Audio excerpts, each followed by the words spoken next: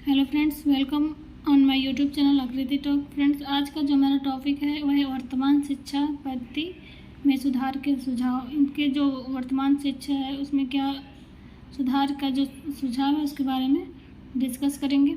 Suggestions for improvement in present education system. देश में गठित भिन्न भिन्न आयोगों तथा कमेटियों द्वारा दिए गए सुझाव निम्नलिखित हैं।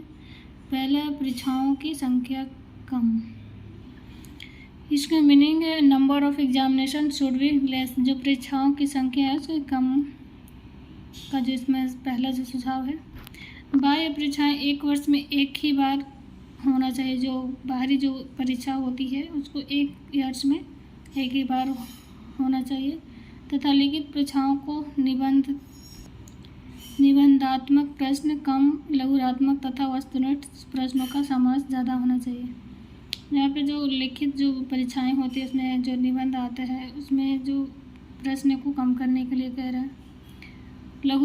जो लघु मतलब छोटा और वस्तुनिष्ठ प्रश्नों का समावेश ज़्यादा होना चाहिए। छोटे और जो वस्तुनिष्ठ ऑब्जेक्टिव होते हैं उनको जो इसमें जो ज़्यादा होना चाहिए। दूसरा, आंतरिक परीक्षाओं का महत्व, इम्पोर्टेंस ऑफ इंटरनल एग्जामिनेशन। विद्यालयों, संस्थाओं एवं पाठ्यक्रम को विभागों में बांटकर समय समय पर आंतरिक परीक्षाएं लेकर विद्यालयों में परीक्षाओं और अन्य शिक्षण संबंधी गतिविधियों का रिकॉर्ड रखा जाए। उसे वार्षिक परीक्षा के साथ जोड़कर परिणाम घोषित किया जाना चाहिए। यह जो आंतरिक परीक्षा का महत्व है इसके बारे में जो कह रहा है कि जो विद्यालय और संस्था है उसमें पाठ्यक्रम को अलग अलग विभागों में बांटकर समय समय पर जो आंतरिक परीक्षा होती है उसमें लेकर विद्यालयों को परीक्षा को अन्य शिक्षण संबंधी गतिविधियों का रिकॉर्ड रखा जाए।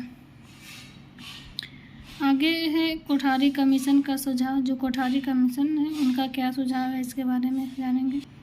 कोठारी कमीशन द्वारा सुझाए गए निम्नलिखित तरीके हैं। पहला पॉइंट है लिखित परीक्षाएं सुधार किया जाना चाहिए।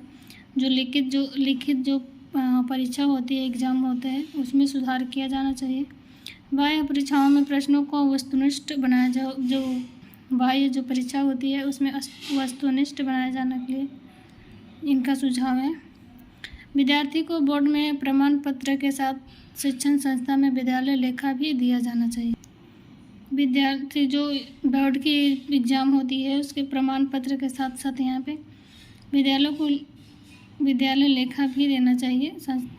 और आगे है प्रमाण पत्रों में पास फेल की घोषणा नहीं हो। जो प्रमाण पत्र है उसमें पास और फेल की घोषणा नहीं हो। और उन विद्यालयों का अनुदान बंद कर देना चाहिए जिनका मूल्यांकन उत्तरदायी नहीं हो।